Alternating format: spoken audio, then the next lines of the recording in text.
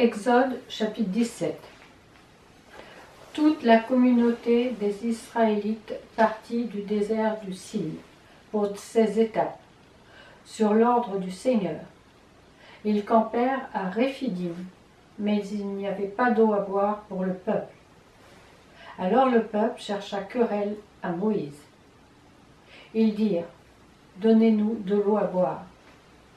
Moïse leur répondit : Pourquoi me cherchez-vous querelle ? Pourquoi provoquez-vous le Seigneur ?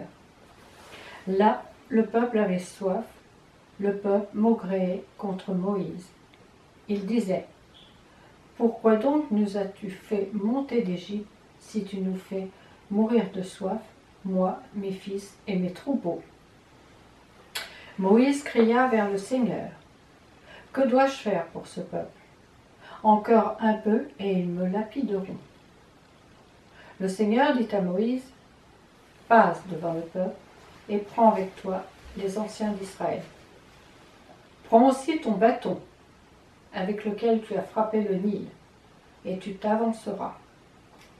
Quant à moi, je me tiendrai là, devant toi, sur le rocher, en Horeb. Tu frapperas le rocher, il en sortira de l'eau, et le peuple boira. Moïse fit ainsi sous les yeux des anciens d'Israël. Il appela ce nom du nom de Massa, provocation, et Mériba, querelle, parce que les Israélites avaient cherché querelle, et parce qu'ils avaient provoqué le Seigneur en disant : Le Seigneur est-il parmi nous, oui ou non ? À Réphidim, Amalek vint faire la guerre à Israël. Alors Moïse dit à Josué : Confie-nous des hommes, sors et combat Amalek. Demain, je me tiendrai sur le sommet de la colline, le bâton de Dieu à la main. Josué fit ce que Moïse lui avait dit pour combattre Amalek. Moïse, Aaron et Our montèrent au sommet de la colline. Lorsque Moïse élevait sa main, Israël était le plus fort. Lorsqu'il reposait sa main, Amalek était le plus fort. Comme les mains de Moïse se faisaient lourdes, ils prirent une pierre qu'ils placèrent sous lui, et il s'assit dessus. Aaron et Our soutenaient ses mains, l'un d'un côté, l'autre de l'autre. Ainsi ses mains restèrent fermes jusqu'au coucher du soleil. Josué vainquit Amalek et son peuple au fil de l'épée. Le Seigneur dit à Moïse : Écris cela dans le livre, pour qu'on s'en souvienne, et dis bien à Josué que j'effacerai le souvenir d'Amalek de dessous le ciel. Moïse bâtit un autel et l'appela du nom d'Adonai Nissi.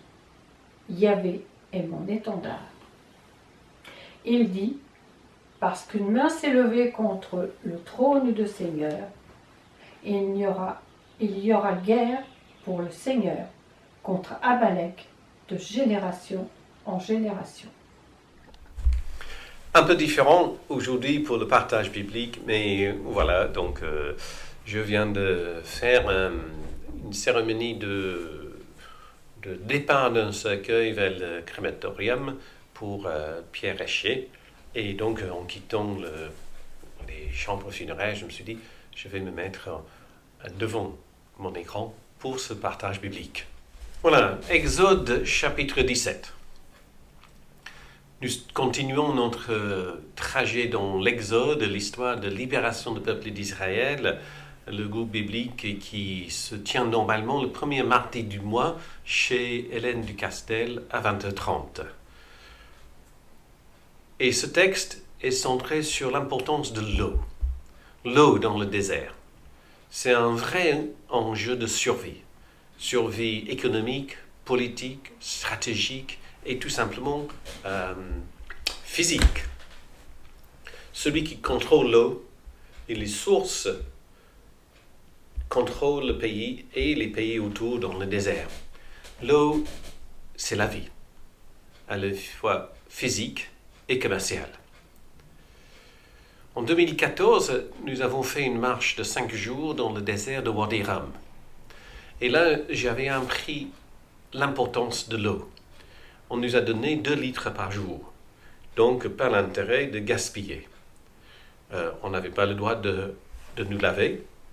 Il y avait une gorgée d'eau pour rincer la bouche après avoir lavé les dents. Et chaque jour, le matin et partie de l'après-midi, on avait de l'eau à porter et vérifier que la gourde était bien fermée. L'eau était dans les bouteilles en plastique.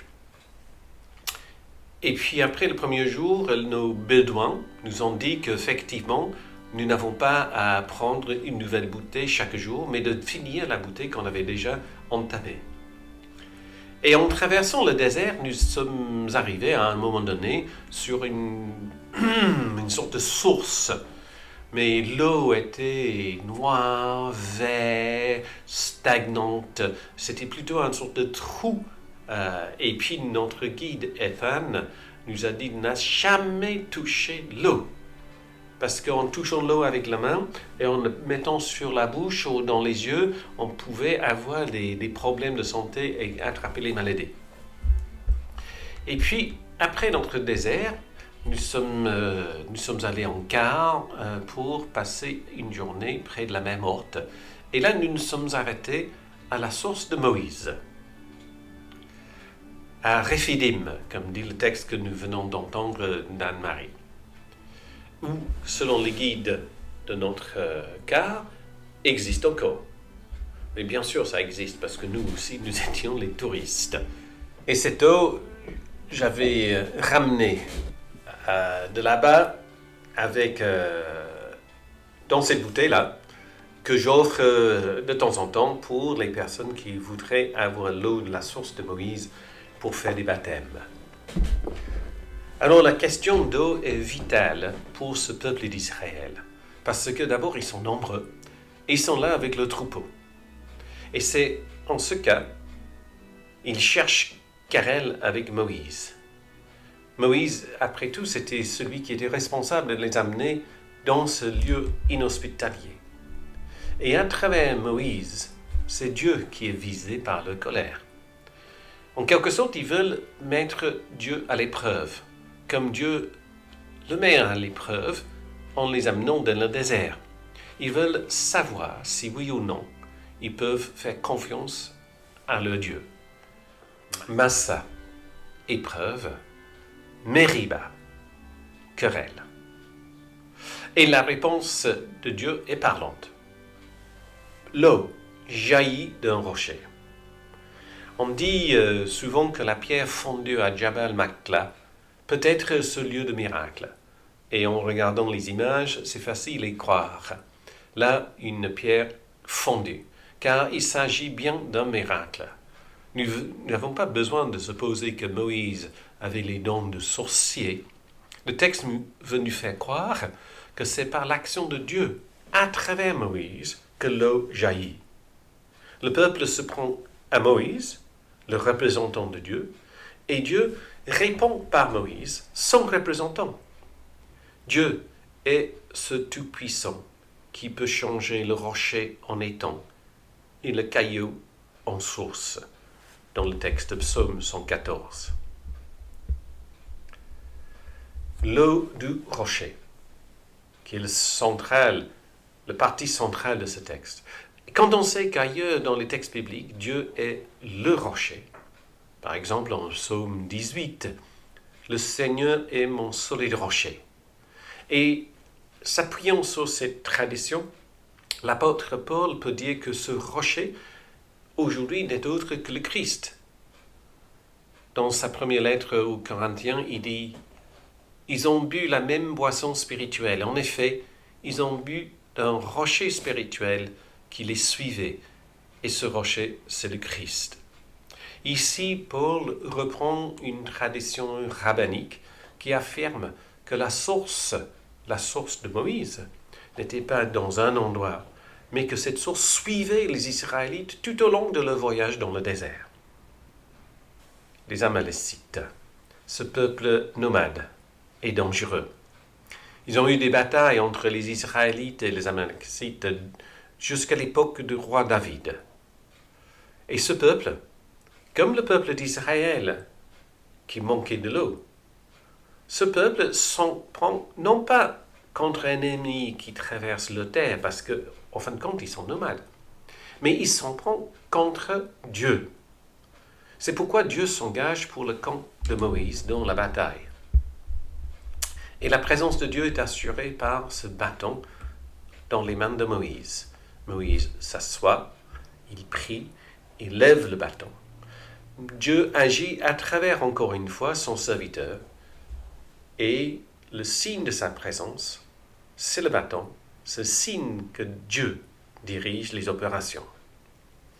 Alors les pères de l'Église, dans le premier siècle de l'époque chrétienne, ont vu dans cet épisode, Moïse avec le bâton, la personne de Christ sur la croix.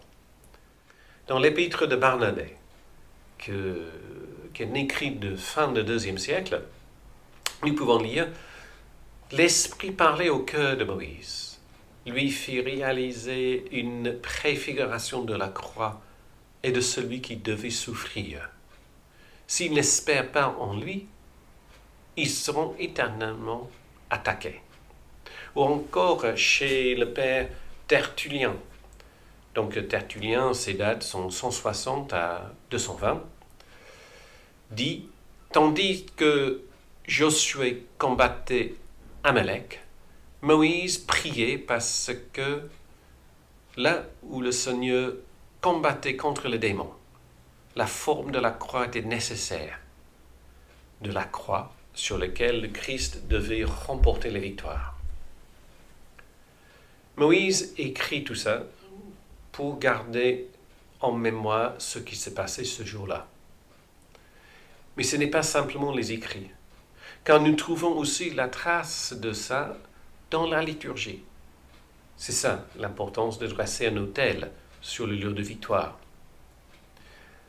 Nous avons aussi à garder en mémoire les moments que Dieu agit dans nos vies personnelles et dans nos vies de communauté. Et parfois, nous disons, je vais prier pour vous. Ou, dans une liturgie, nous faisons référence à cela chaque fois qu'on se met autour de la table de communion. Alors, j'ai deux questions.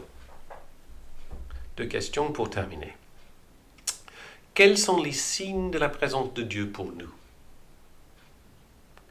Et dans notre Église, qu'attendons-nous de nos chefs? Quelles actions peuvent-ils faire pour nous montrer la présence de Dieu?